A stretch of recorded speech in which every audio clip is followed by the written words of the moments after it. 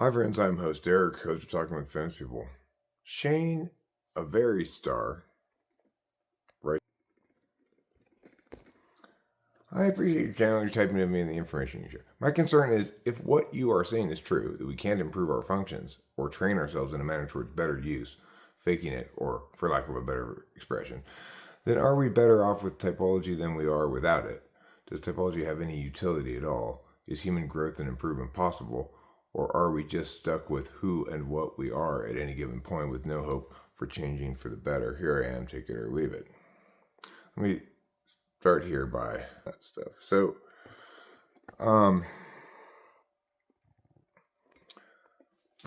people learn and grow from learning, and sometimes, depending on who you are and where your deficit areas are,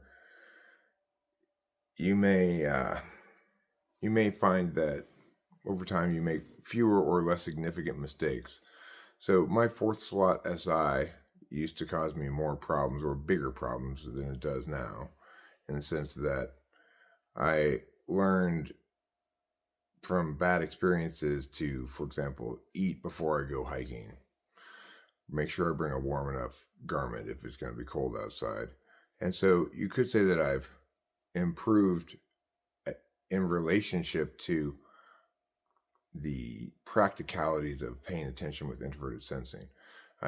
I'm less likely to make mistakes that I regret that are significant in that area. But that's not improving the way I pay attention with introverted sensing. It's just recalling that there are some lessons that I've learned, and I don't want to repeat that mistake. For everybody, if something hurts really bad when you do it, it's gonna be quite easy for you to remember to avoid that. Humans are designed such that we remember and learn from painful mistakes. It's better for a person to successfully remember to avoid eating the poison berries than it is for them to remember where the good berries are. Hunter-gatherer stuff, of course. Hold on a second, I'll continue. So are we better off with typology than we are without it? Well, I think some individuals and some types benefit from having an abstract understanding of things, and other types, it doesn't really matter to them, nor does it really help them at all. For example, if you're one of the most concrete types, one of the most experiential, least communicative, or communication oriented from a value and etc. standpoint, then you're not going to benefit from having an abstract understanding of how your consciousness expresses very much, because you're simply not operating in that realm, right?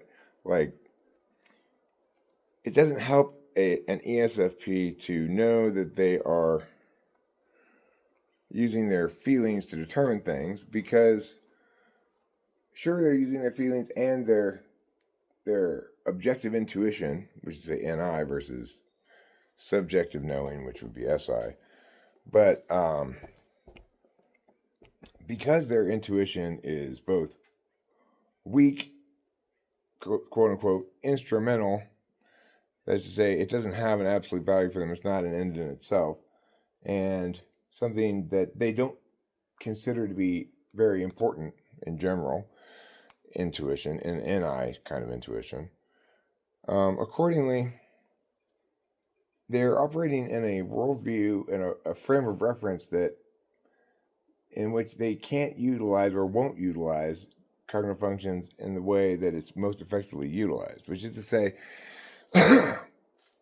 what an understanding of cognitive functions allows a person to do is to think about, to metacognate correctly.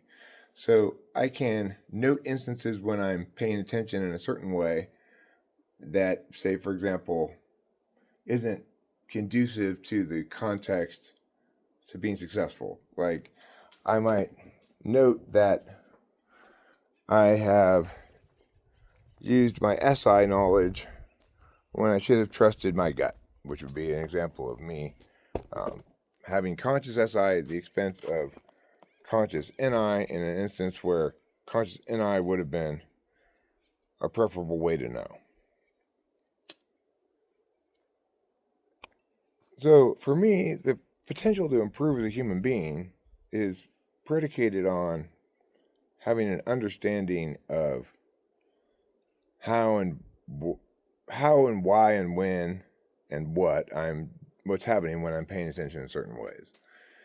I have plenty of painful memories, the most painful of which seem to be memories of my failing in FE ways, being awkward or etc. And I think that I've become increasingly or decreasingly awkward or in general less likely to make social mistakes the older I've gotten. It doesn't mean that I've become better at paying attention via extroverted feeling. It means that I have learned lessons, and I have at the very least learned that I find those memories of me embarrassing myself, I find those shame shivers to be very uncomfortable, and I want to avoid them as much as possible. So there's an example of how having cognitive functions in play allows me to understand what happened as a function of who I am rather than simply as an event that just represents some failing on my part. It represents instead natural consequence, a natural but manageable consequence, which is to say I can limit the extent to which I experience these consequences. The natural consequence of having a childlike extroverted feeling. Let me go back inside and look at your thing some more. So, is human growth and improvement possible, or are we just stuck with who and what we are at any given point with no hope for changing for the better? Here I am, take it or leave it. At the very least, I would like to think that our awareness of our weaker functions can lead us to a greater appreciation of their importance, such that we can adjust self-defeating behaviors to get along better in the world. For instance, knowing that my FE isn't that good, but that FE is important and useful in getting ahead in life is not what you know, it's who you know that gets you ahead, helps me to be more open to adjusting my behavior, such as staying at a work party longer, socializing and networking, when I'd rather go home early or not go at all, as opposed to being stubborn and thinking the world revolves around me and then wondering why I'm not more popular amongst my colleagues. I can think of examples like this for each of the cognitive functions. If you're right, these efforts are futile. I'm interested in knowing your take on self-improvement in general. I don't think those efforts are futile at all, and it sounds like you're saying that having the abstract understanding allows you to recognize that deficit areas are going to link to extrovert feeling, etc. And that's all well and good, and that certainly is part of what cognitive functions allows you to do, is to understand where you're likely to fall short, why, and to think about the context in which you might defer. For example, like, okay, well, in this context, it's going to require a lot of extroverted thinking. I've got some ideas, but I'm going to defer to others because it's not really my strong suit, or something like that. I could do that maybe with a 6-slot function. If I'm talking about introverted intuition, for example, it's ignoring for me. Sociologists calls it ignoring, which is to say, if I have a clear understanding going into something, a plan, an SI style plan where I've pre-known what's going to happen as I go to do something, and then there's some change in the environment, I'm going to be slow to recognize that my SI plan is no longer adequate to lead the way in terms of knowing that my NI should be paid attention to and something needs to be adjusted. I'm going to have a little bit of a problem with that. Knowing that doesn't change the fact that I'm still going to be moving through the world with SI.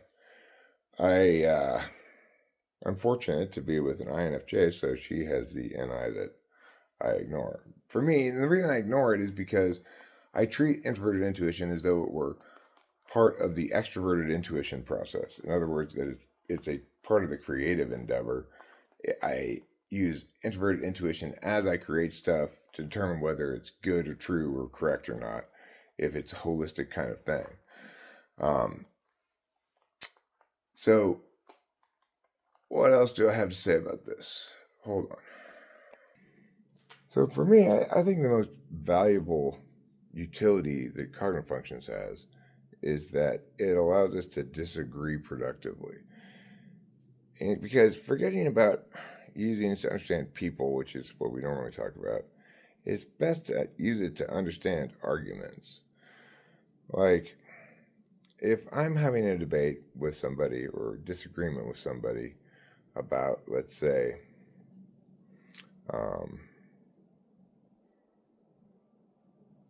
the death penalty,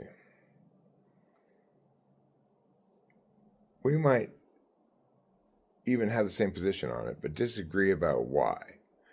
Or we might have different positions.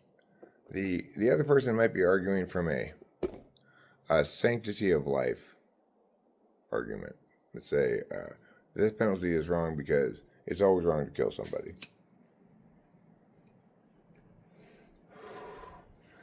They might be arguing from a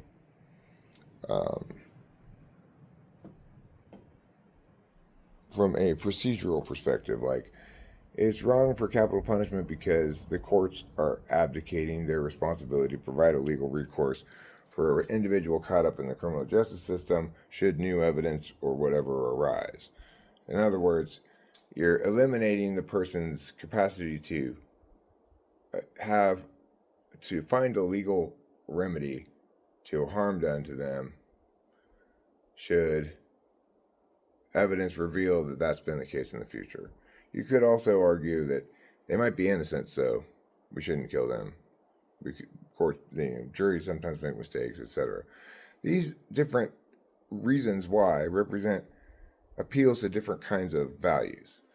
If somebody says, "Oh, I'm in favor of the death penalty because it's appropriate, proportional, retributive justice," then that's appealing to a TI perspective and saying it's fundamentally it's fair.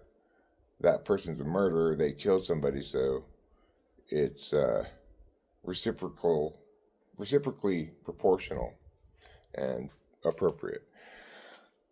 Somebody might, on the other hand, say, you got to give these people a chance to rehabilitate themselves, to come to understand the scope and scale of the harm they did, and to, go through the process of regret and penance and seeking forgiveness from a higher power or from the victim's family or whatever. You got to give the person a chance to do that.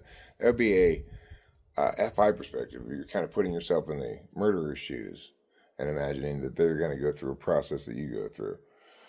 Anyway, the point is, when people disagree about a given topic, it's almost always a framework disagreement. Both parties are projecting their frames of either their tool function or their absolute value, or maybe some other absolute value they have. But I certainly will make appeals to introverted intuition on occasion, even though it's my unconscious. It's fifth slot for me. So, and I have a paper, which maybe I'll link here, that goes over how all appeals, how basically every argument that one can make, it functions as an expression of one of the 8 cognitive function values. So when disagreements occur and it's believed to be about the policy, like the disagreement here is that you oppose death penalty, I affirm it. Well, that's not really a disagreement, right? The disagreement here is that I think the question should be adjudicated on TI grounds, and you think the question should be adjudicated on FI grounds. And so I agree with you that if I were in the murderer's shoes, I wouldn't feel like, I'd feel like I was getting away with something even more if I had the death penalty, because I'd have the rest of my life yet to atone for this mistake, and to the extent that I could, and And I don't think the death penalty comprises atonement, because it's not something I'm selecting individually to do. Maybe I wouldn't be able to atone. I don't know. But the point is, I would be putting myself in the other person's shoes if I were advocating that. So at that point, you simply say, so what we need to be arguing about is not the death penalty itself, but what frame of reference we should use to determine this kind of question. Because different kinds of questions have different frames of references, right? So in my mind, cognitive functions is most useful in that it allows us to correctly and definitively taxonomy various implicit frames of reference that people appeal to when they're making their sort of arguments, thus enabling people to avoid pointless endeavors and dead-end communications. Instead, attend to the actual point of conflict. Thanks for watching. Thanks for your comment, whoever you were. Appreciate it. I guess I typed you at some point. It was an interesting comment, and I hope I answered your questions. Bye.